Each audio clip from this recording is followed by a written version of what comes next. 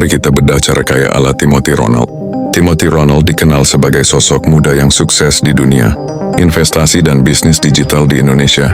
Filosofi dan pendekatannya cenderung lebih agresif dan berorientasi pada peluang di era digital dibandingkan dengan Warren Buffett yang sangat konservatif. 1. Fokus pada pasar yang sedang berkembang pesat, digital and crypto.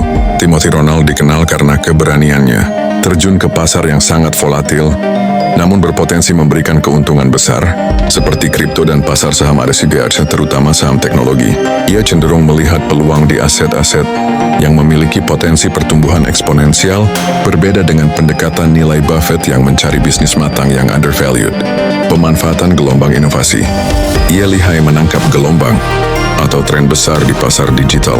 Ini membutuhkan riset yang cepat, adaptasi, dan kesiapan untuk mengambil risiko lebih tinggi.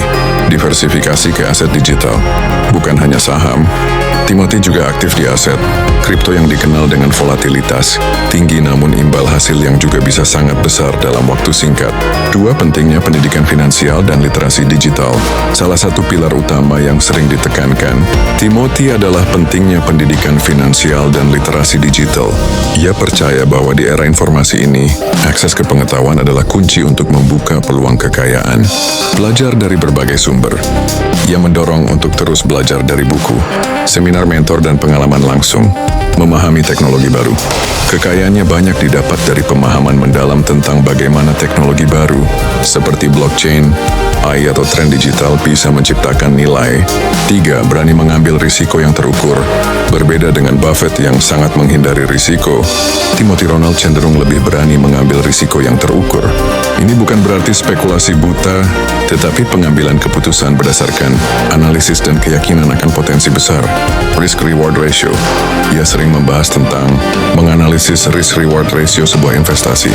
Jika potensi keuntungan jauh lebih besar daripada potensi kerugian yang bisa diterima, maka itu layak dipertimbangkan. Investasi di awal tren.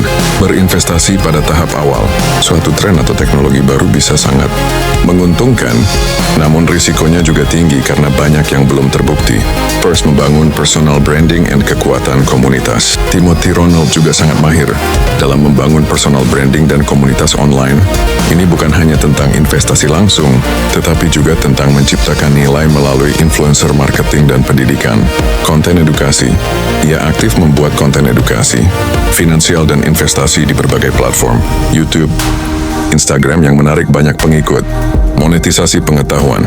Dengan adanya personal branding yang kuat, ia bisa memonetisasi pengetahuannya melalui kursus, seminar, atau kemitraan. Ini adalah jalur kekayaan yang berbeda namun saling melengkapi dengan investasi langsung. 5. Jangan takut gagal dan terus eksperimen. Dalam dunia investasi dan bisnis yang bergerak cepat, kegagalan adalah bagian dari proses pembelajaran. Timothy cenderung menganut pola pikir, jangan takut gagal dan terus eksperimen. Adaptasi cepat. Pasar digital berubah sangat cepat. Kemampuan untuk beradaptasi, belajar dari kesalahan, dan mencoba pendekatan baru sangat penting. Mindset pertumbuhan. Ia mempromosikan growth mindset di mana setiap tantangan adalah kesempatan untuk belajar dan berkembang. Kesimpulan, singkatnya, cara kaya ala Timothy Ronald bisa dibilang representasi dari era digital. Cepat, berani, dan memanfaatkan peluang di pasar baru.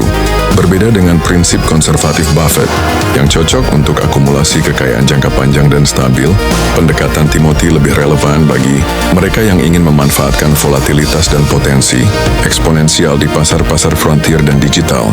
Tentu saja setiap pendekatan punya risiko dan imbal hasilnya sendiri. Penting untuk memahami gaya mana yang paling cocok dengan toleransi, risiko dan tujuan finansial Anda.